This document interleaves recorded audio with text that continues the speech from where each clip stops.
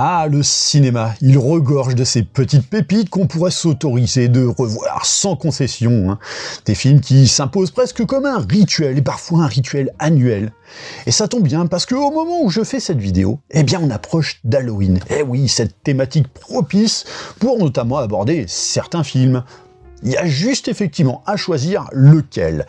Et j'avoue, j'aurais pu opter pour une certaine facilité de vous parler par exemple d'un Beetlejuice, d'autant plus que le second opus a eu le droit à son petit succès tout récent. Mais bon, j'estime qu'il serait plus propice à d'autres films de leur donner leur chance et un peu plus de visibilité.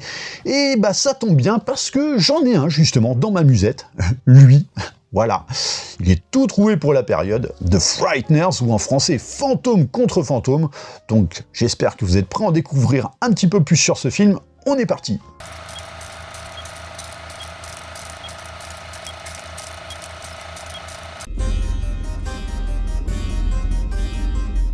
Fantôme contre Fantôme, c'est le parfait mélange de genres que rares sont capables de mettre en application.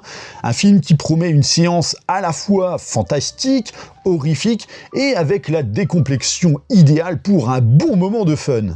Et pour cause, le film va suivre Frank Bannister, un ancien architecte devenu médium après avoir acquis la capacité de voir les esprits des morts suite à un accident de voiture qui aura notamment coûté la vie de sa femme. À partir de ce postulat, Frank loue ses services à ceux qui en ont bien besoin, surtout quand ils ont la visite de fantômes qui s'amusent à hanter leur foyer. Mais Frank Bannister n'est pas qu'un médium en vérité, il est aussi un entubeur de première. Parce que, bah oui, les fantômes en question bossent finalement pour lui dans une magouille rondement ficelée, facturée cher à ceux qui l'aura effectivement ciblé. Tu es un salopard! De te servir des fantômes pour foutre la trouille aux pauvres gens! Donc sur ce postulat, déjà ça annonce un truc un peu tordu, mais tout ça, c'est sans prendre en compte le reste. C'est-à-dire que, comme par exemple le fait qu'en parallèle, la ville de Fairwater, où vit Frank, rien que le nom du patelin déjà ne donne pas spécialement envie de s'y installer, eh bien cette ville est victime effectivement d'une force surnaturelle meurtrière aux allures de faucheuse qui tue à répétition. Et sachant que la ville est également connue pour un fait divers pas banal, et notamment des plus sordides, à savoir que quelques années plus tôt, elle a vu le passage d'un tueur en série complètement fou, qui, vous vous en doutez bien, n'a pas fait bonne presse pour le tourisme local.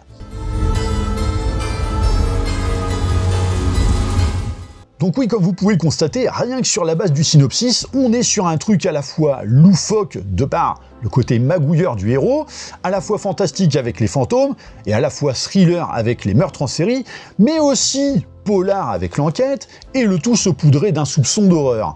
Ajoutons à cela effectivement un décor de ville complètement glauque qui ne requiert pas de se prémunir de crème solaire si on doit y faire un tour, le tout agrémenté d'un ancien hôpital abandonné après être devenu finalement le théâtre d'une tuerie de masse, ou encore un manoir dans lequel on n'aurait pas spécialement envie de passer la nuit, même en l'échange de 10 000 $, et donc on complète le tout de personnages à l'écriture totalement déjanté, des références en pagaille et une bonne dose de génie dans la mise en scène, ainsi qu'une petite révolution en termes d'effets spéciaux et une ambiance qui lorgne du côté de à la fois Tim Burton et de la famille Addams de Barry Sonnenfeld, mais en bien plus macabre. Bref, en termes de combo, ça fait effectivement beaucoup. Et tout ça sort de la tête d'un petit réalisateur néo-zélandais du moment, du nom de Peter Jackson, mais aussi de sa femme, Fran Walsh, qui aura d'ailleurs bossé en tant que scénariste sur tous ses films, et qu'on découvre donc à côté de cet inconnu-là, en costard-cravate. Et donc un Peter Jackson qui, à cette époque, jouait d'une toute petite filmographie, plutôt loin du cliché qu'on lui attribuera des années plus tard de fameux maître de l'univers de Tolkien. Donc non, Peter Jackson, à cette époque, c'est plutôt des trucs gore, voire même très gore, avec des effets en practical qui tachent bien les chemises, ou à la limite du politiquement incorrect comme les Feebles, que j'espère peut-être un jour traiter dans cette rubrique. Néanmoins, un Peter Jackson qui s'est fortement illustré à travers son précédent métrage, à savoir Créature Céleste, qui n'est effectivement pas passé inaperçu. Bref, on sait donc à quoi s'attendre avec un loustic pareil, et si Fantôme contre Fantôme sortira en 1996, son écriture aura débuté 4 ans plus tôt. Donc, comme on est bon en maths, effectivement, c'est bien en 1992. Donc, début d'écriture en s'inspirant notamment d'œuvres du moment, comme La famille Addams, que je citais déjà tout à l'heure, La mort vous va si bien, ou encore Creepshow. Et c'est un certain Robert Zemeckis qui... Oh bah dites donc, justement, réalisateur de La mort vous va si bien, eh bien qui voit passer le scénario devant son nez et l'intercepte en plein vol, avec donc ses grosses mimines, et donc tellement fasciné par l'idée de base, il demande au couple de peaufiner l'histoire en vue de l'exploiter lui-même pour la série notamment Les Contes de la Crypte, dont il est déjà en partie producteur et réalisateur de certains épisodes. De là, Walsh et Jackson vont donc surgonfler l'histoire pour aborder plein de thématiques, rajoutant notamment toute l'histoire autour de Johnny Bartlett, donc le tueur en série qui n'était initialement pas inclus dans la première ébauche du scénario. De même également pour l'enquête dont le héros Frank Bannister fera l'objet à travers l'enquêteur du FBI Milton Dammers. De ce fait, l'enrichissement apporté à l'histoire la transforme littéralement en véritable fourre-tout ingénieux qui impressionne d'ailleurs tellement Robert Zemeckis que plusieurs choses s'imposent effectivement comme une évidence. Primo, une telle densité autour de ce concept d'intrigue à tiroir ne tiendrait effectivement pas dans un seul épisode de Contes de la Crypte, même deux, et surtout ce serait du gâchis. Zemeckis va donc faire le tour des studios hollywoodiens pour vendre le truc au format film, donc de cinéma, et c'est Universal qui répondra présent.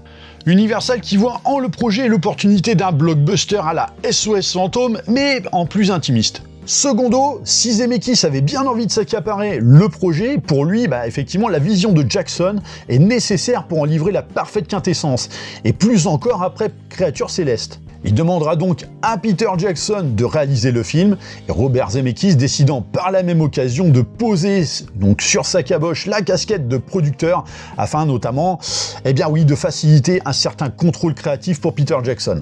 Mais le réalisateur néo-zélandais est bien plus filou que ça pour ce qui est justement de ne pas se faire emmerder. Il proposera donc de tourner intégralement le film en Nouvelle-Zélande afin de réduire les coûts qu'impliqueraient les studios américains, et surtout le fait d'en être loin permettrait d'avoir le moins possible les studios dans les pattes. Zemeckis adhère donc forcément à l'idée et Universal acceptera volontiers tant que Peter Jackson trouve quand même le moyen de transcrire un décor américain, même si c'est néo-zélandais. Pour le reste, ils ont un contrôle total sur l'œuvre, ce qui n'est donc pas donné à tout le monde, même à cette époque. Et en découlera effectivement que le projet écopera d'un budget de 26 millions de dollars, ce qui reste relativement généreux pour un film de cette ampleur, même dans les années 90.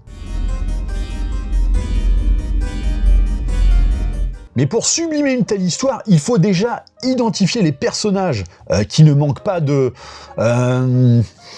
d'originalité.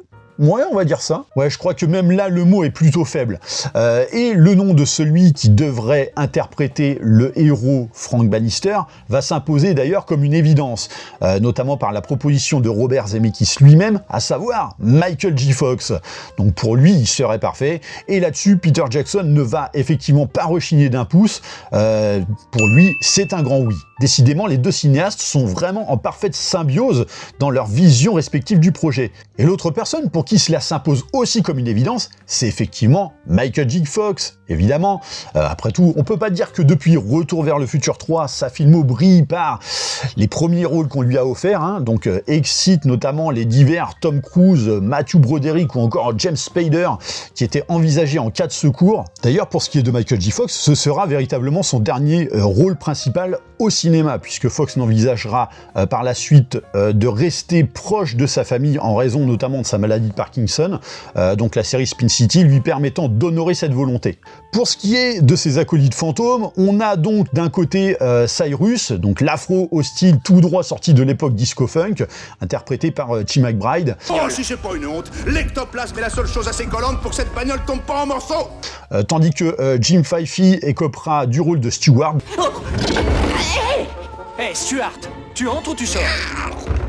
Peter Jackson l'ayant choisi, estimant que le background de Jim Fyfie entre la série Dark Shadows et son personnage dans l'émission Buy Me That offrirait effectivement un parfait combo pour le personnage. Donc un neuneu à lunettes à la limite du bisu qui s'inspire directement de Jerry Steiner de la série Parker Lewis ne perd jamais. Et c'est sans compter le personnage du juge, hein, donc vieux cow-boy à la mâchoire qui tient pas en place, qui sera interprété par John Astin, connu pour avoir interprété notamment Gomez dans la série La famille Addams de 1966. D'ailleurs, pour la petite anecdote, c'est sur le tournage du film que Peter Jackson va faire la rencontre du fils de John Astin, avec qui il se dira d'amitié au point que on le retrouvera plus tard dans une autre petite saga de rien du tout, dans le rôle d'un certain Sam Gamgee. Voilà. Vous ne reconnaissez pas votre Sam. Mais comme le scénario inclut également une love story, c'est Trini Alvarado qui sera choisie pour interpréter le Dr Linsky, dont le nom du personnage fait immédiatement référence à Mélanie Linsky qui avait joué dans Créature Céleste. Bien que cette expérience sera révélatrice des difficultés de combiner son métier d'actrice et sa vie de famille en raison des éloignements longue durée que cela implique, puisque après tout, comme je disais, Peter Jackson a réussi à faire en sorte que tout se fasse en Nouvelle-Zélande, donc voilà, c'est pas la porte à côté, hein. D'ailleurs, à l'issue de ce film, Trini Alvarado disparaîtra presque des carnets d'adresses des studios hollywoodiens pour ce même motif. Donc, personnage du Dr Linsky, qui sera par ailleurs flanqué du mari le plus insupportable qui soit, sous les traits de Peter Dobson, donc un personnage totalement azimuté, notamment par son hygiène de vie et sa maniaquerie, hein, qu'on aurait bien envie d'exorciser de ses manies à grands coups de pelle. Peter Dobson, qui en l'occurrence lui aussi a été proposé par Robert Zemeckis après lui avoir fait jouer justement une petite apparition sous les traits de rien de moins que Elvis dans un film autour d'un monsieur qui court très vite, hein. Hélas, malgré son talent indéniable à rendre le personnage de Ray Linsky antipathique au possible, eh bien malheureusement ça ne lui aura pas permis de briller plus que ça au sein d'Hollywood, si ce n'est effectivement d'avoir rejoué Elvis dans Protecting the King. Bien sûr, la loufoquerie sera également de mise quand Peter Jackson trouvera l'idée de caster Early Hermé en gardien spectral du cimetière, directement inspiré du sergent Hartman qu'il avait lui-même interprété dans Full Metal Jacket. Mais qu'est-ce que vous foutez dehors? Rentrez dans vos tombes! Et c'est évidemment sans compter Jeffrey Combs, hein, donc Peter Jackson étant fan de l'acteur depuis son rôle dans Reanimator, le veut direct pour interpréter donc cet agent du FBI complètement fumé au regard globuleux et flanqué d'une coiffure qui rappelle les heures sombres d'une certaine, d'un certain régime allemand. Et un personnage effectivement atteint de la plus grosse crise d'hémorroïdes que le cinéma ait pu voir depuis Ace Ventura ou encore Society.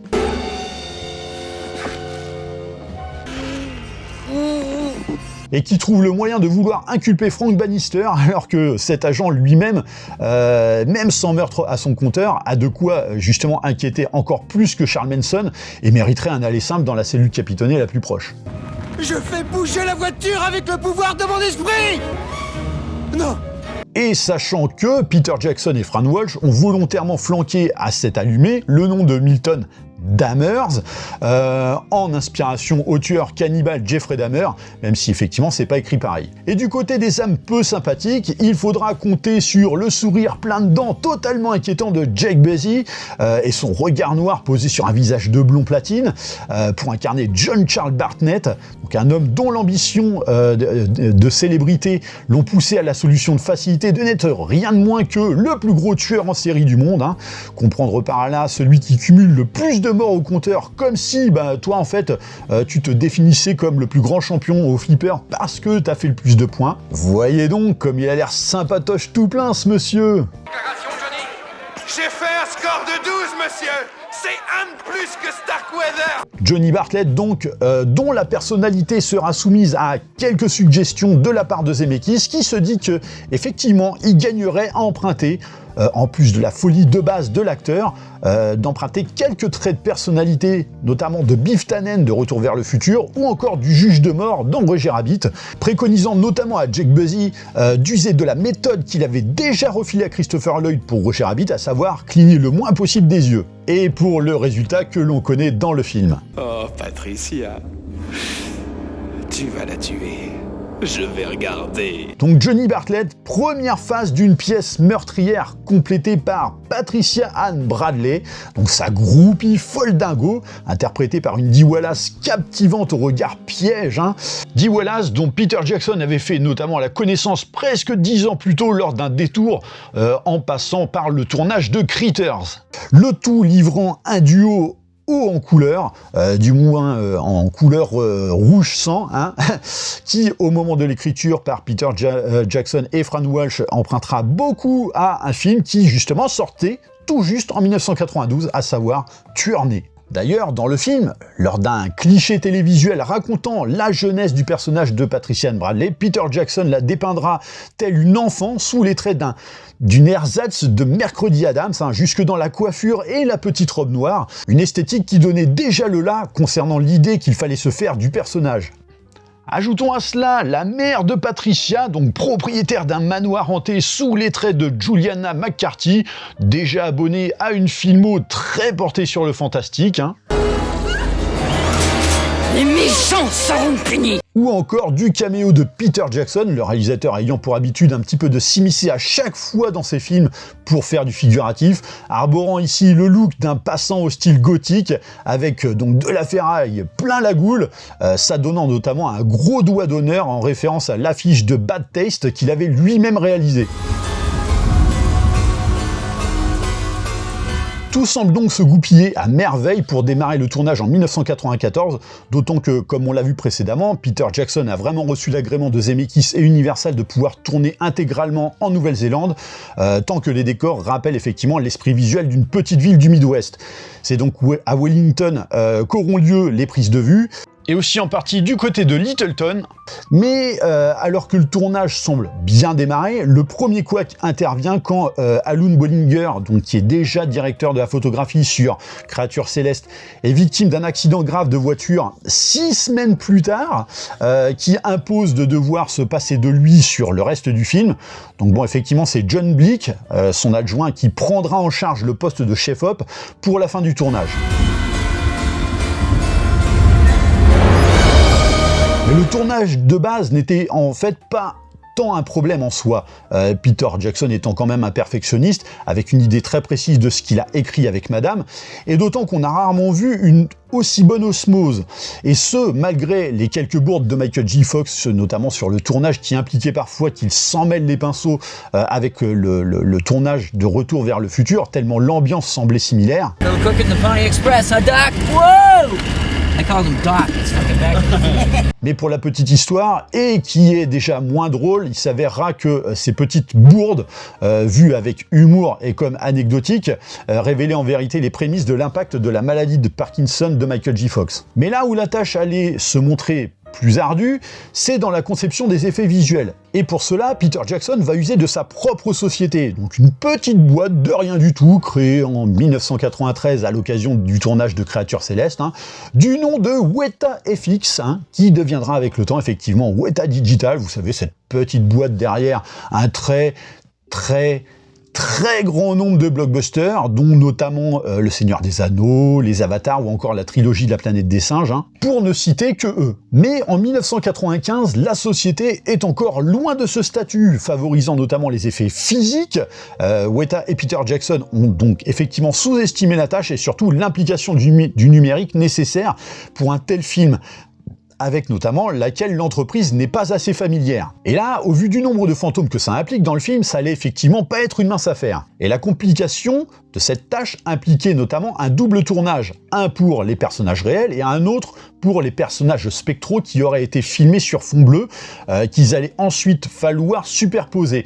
Donc bon, par chance pour Peter Jackson, le concept de double prise de vue, il y en a déjà un qui connaissait ça, à savoir le producteur, Robert Zemeckis, car oui, et d'ailleurs on l'a vu sur la première vidéo de ma rubrique, notamment sur Roger Rabbit, il avait dû en user. Donc ces quelques conseils allaient être fort utiles, notamment pour parvenir à transcrire au mieux les interactions entre les personnages réels et ceux numérisés, comme notamment Frank et ses acolytes fantômes, ou encore lorsque Patricia Bradley et le spectre de Johnny Bartlett sont censés être en contact. Compte tenu du travail immense que cela représentait pour Weta, qui a dû donc se familiariser au mieux avec la discipline du numérique, l'entreprise a passé la main en termes de travail prothétique en faisant appel à Rick Baker, donc l'expert ultime de création de monstres et de prothèses d'Hollywood, qui va donc délester Weta en la matière. Hélas, le travail étant trop long, Rick Baker ne pourra pas honorer ce soutien jusqu'au bout, puisque bah oui, il se faisait rappeler sur le tournage du Professeur Folding sur lequel il était déjà engagé, et si encore le tournage avait eu lieu à Hollywood, directement, cela aurait pu se résoudre. Mais bah, en la matière, la solution de Peter Jackson de tout faire directement en Nouvelle-Zélande s'avérera effectivement problématique sur ce point. Rick Baker, par la suite, conviera donc Brian Pennicas, donc un de ses adjoints, de se charger du travail.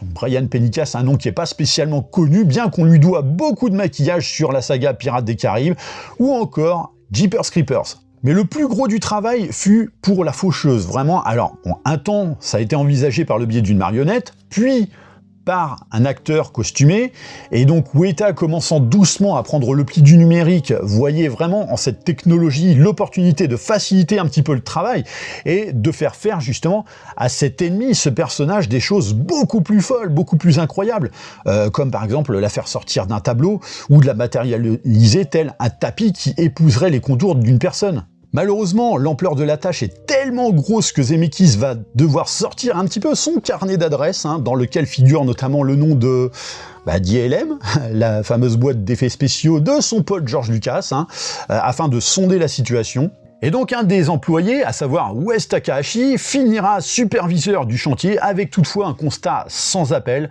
à savoir qu'il est impossible de respecter le calendrier avec tout ce qu'il y a à faire dessus. Et comme tout le monde sait bien, le temps, oui, c'est de l'argent. Il faut donc plus d'argent si on veut boucler le film dans le créneau imparti. Un argument qui sera donc avancé par Takahashi et soutenu par Zemeckis et Jackson, qui finira par convaincre Universal d'allonger un peu plus la monnaie, voilà, de quelques piécettes, genre 6 millions de dollars, ce qui permettra notamment d'embaucher suffisamment de monde pour constituer une vraie équipe de conception des effets visuels, et notamment finir tout ce cirque dans les temps.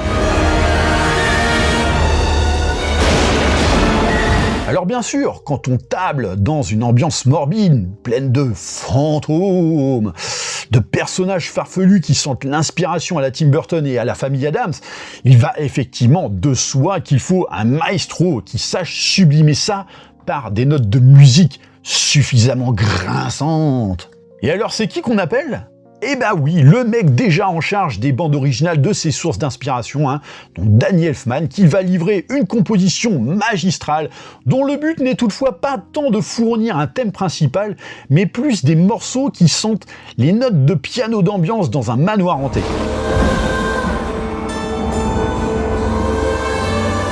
Mais ce qui a été le plus dur pour le film va tomber finalement après que le tournage soit bouclé. Déjà, il faut savoir qu'initialement, le film devait sortir en octobre 1996, un choix soumis notamment par Peter Jackson et Robert Zemeckis pour profiter de la période d'Halloween. Donc une idée qui avait pourtant été validée par les pontes d'Universal, mais les tests screening avaient été tellement favorables qu'Universal a décidé de changer ses plans en la matière, se disant qu'ils tenaient effectivement ici leur blockbuster de l'été. D'ailleurs, la confiance a été telle qu'ils ont même validé le projet d'un remake de King Kong par Peter Jackson. Mais à ce changement de date de sortie s'ajoute le fait que le film, comme tout film d'ailleurs, est soumis à la classification par la MPAA, et si Peter Jackson y voyait justement un film PG-13, donc jugé pouvant heurter la sensibilité des moins de 13 ans, ce qui était initialement prévu, c'est finalement l'autocollant R-rated qui sera soumis dessus. Donc interdit au moins de 17 ans non accompagné, ce qui change absolument tout. Et donc forcément, oui, ça limite beaucoup plus la visibilité de ton film. Surtout quand tu sais que généralement les blockbusters font une bonne partie de leur beurre grâce aux ados qui ici, ne pourront pas le voir. Du moins pas le voir sans papa ou maman. Mais le pire de tout, outre une campagne marketing poussive, c'est que le film s'est retrouvé en concurrence directe avec rien de moins que le plus gros blockbuster d'invasion alien ever, j'ai nommé Independence Day, donc forcément difficile de pas te casser les dents devant un tel constat. Et si seulement ça s'était arrêté là, mais non, la mauvaise foi de Universal a fait que, en plus, ils ont décidé de proposer une première au film pile le jour de la cérémonie d'ouverture des JO d'Atlanta. Donc tout pour tuer le film pour son week-end d'ouverture. Et là, bah oui, on peut que se demander comment Universal a pu être aussi confiant ou négligent pour ne pas prendre en compte tous ces facteurs. Car de toute évidence, si le film avait été vendu autrement et à une autre période, il serait devenu un classique dans la conscience collective et pas uniquement dans la tête des fans de ciné ou de genre. Alors bien sûr, si le film a été un échec au box-office, donc ramassant seulement 29 millions de dollars à travers le monde, donc un film qui n'a même pas atteint la moitié de son seuil de rentabilité, il restera un film reconnu et renommé. Toutefois, là où Universal avait, par excès de confiance suite aux projections tests, validé d'un King Kong par Peter Jackson, ils lui ont finalement mis à l'envers à cause du flop.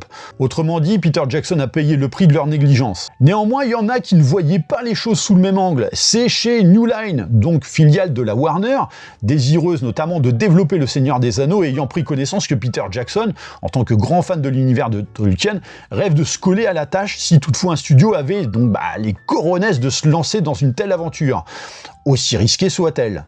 Mais avec le succès de Créatures Célestes et surtout l'idée que, même non rentabilisé, Fantôme contre Fantôme propose un film à 30 millions de dollars qui aurait en temps normal dû coûter le double, eh bien en fait Warner voit en Peter Jackson le gendre idéal pour le marier au projet du Seigneur des Anneaux. Donc le film, malgré son flop, aura permis à Peter Jackson de gagner ses lettres de noblesse dans l'industrie hollywoodienne, au point que le succès retentissant du Seigneur des Anneaux, notamment grâce à son talent, amènera à ce que les pompes d'Universal viennent même au pied de Peter Jackson avec un joli plateau d'excuses savoureusement cuisiné pour que le monsieur accepte de revenir faire le remake de King Kong, hein. Et évidemment, Peter Jackson acceptera, mais à ces conditions uniquement, qui seront évidemment beaucoup plus nombreuses qu'à l'époque de Fantôme contre Fantôme, qui se résumait principalement à tourner en Nouvelle-Zélande, hein. Et même Universal fera amende honorable à la sortie du film pour proposer une édition collector du DVD de Fantôme contre Fantôme, incluant notamment le Director's Cut, survitaminé de 12 minutes, et un documentaire absolument incroyable. Une manière de s'excuser d'avoir négligé la promo du film à l'époque de sa sortie en salle. Alors bien sûr, Peter Jackson n'est pas le seul vainqueur de la réputation du film, hein. Il y a aussi son entreprise Weta Digital, hein, qui grâce à l'aide de Wes Takahashi a fini par se réorganiser pour épouser pleinement le domaine numérique et devenir la société que l'on connaît aujourd'hui en majeure partie grâce à, grâce à Fantôme contre Fantôme.